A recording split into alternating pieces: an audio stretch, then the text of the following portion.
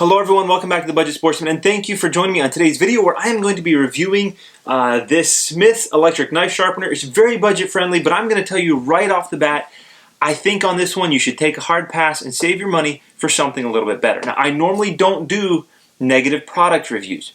Normally if I don't like a product, I simply won't talk about it. But I think there's a danger in doing that I'm doing a disservice to you, my viewer, by not telling you, hey, take a pass on this, because if you go out and buy this, more than likely you're going to end up buying something else after this and just wasting your money on this particular device.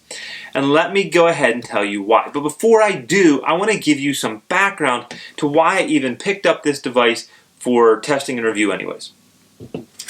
Over 2 years ago now, I think, when I was very first starting my YouTube channel, I picked up this Ruixin Pro, and there's a lot of different brands of this particular knife sharpener on the market. It's kind of a rebrand, it's a Chinese thing.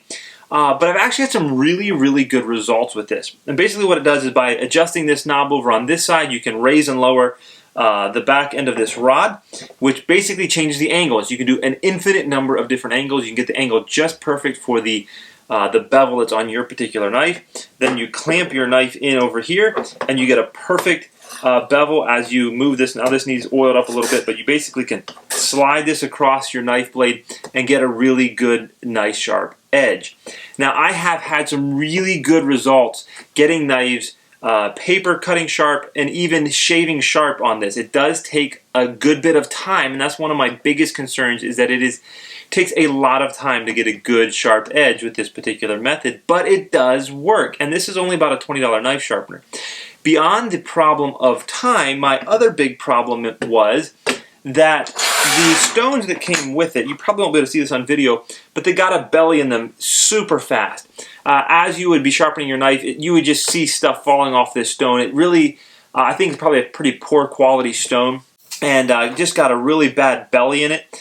And then the bigger problem beyond that was that they were glued on with, I really don't even know what, but several of them, the stone came off of the plastic backing that's used to attach it to the knife sharpener. So for quite some time now, I haven't even been using the sharpener. Now I could get replacement stones pretty inexpensively. I just haven't done it. I thought maybe I would try something else instead, and that is where this Smith knife sharpener comes into play.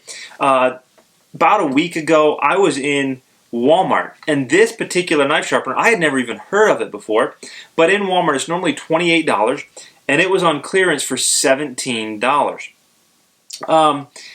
At that price, I couldn't pass it up, because I had seen, and I have wanted for a long time, the Work Sharp knife sharpener, which is a really, at first glance, pretty similar design to this.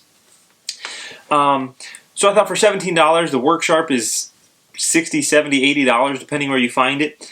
I thought, hey, you know what? It's worth giving it a try. So I brought it home, and this is where we're just going to get into what I simply don't like about it. And there's a couple of things. First of all, the one thing that I do like, it's a belt system, which is good. And you would run your blade.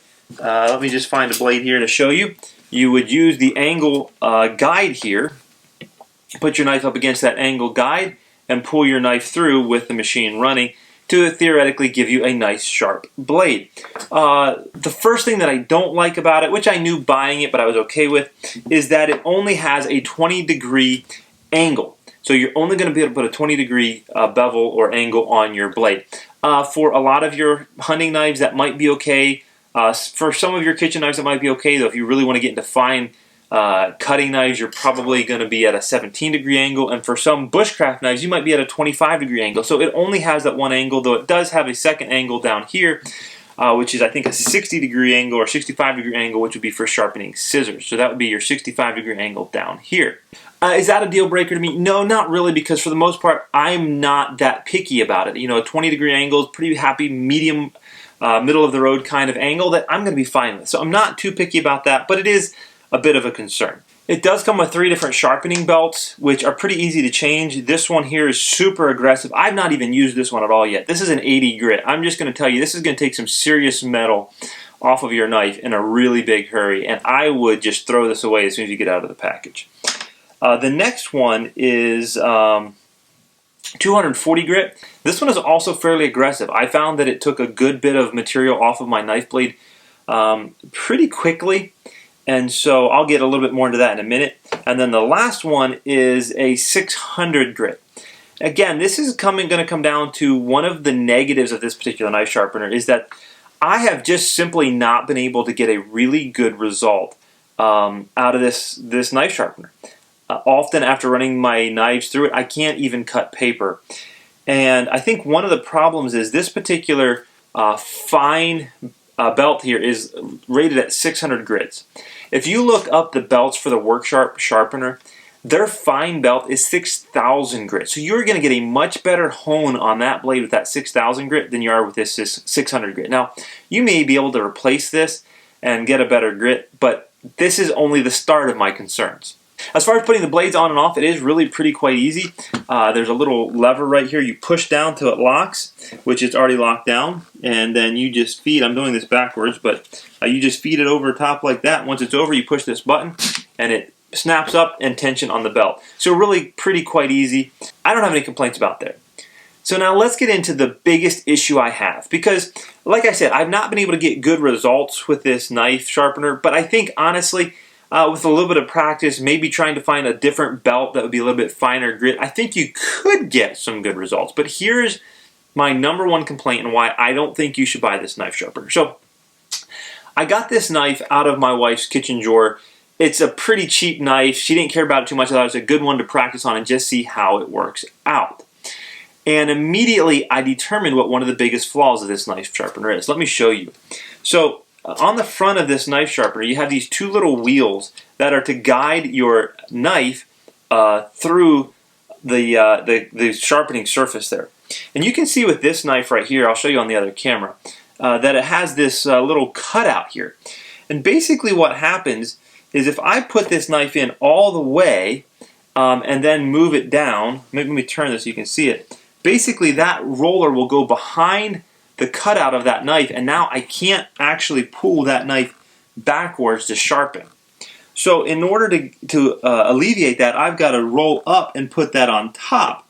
But the problem is, if you look very closely with this knife, that means I'm only starting to sharpen out here. I'm not sharpening all the way back. And if you look closely at this knife, you'll see a belly in the knife, where right here where I started sharpening, I put a belly in and then curves back out again.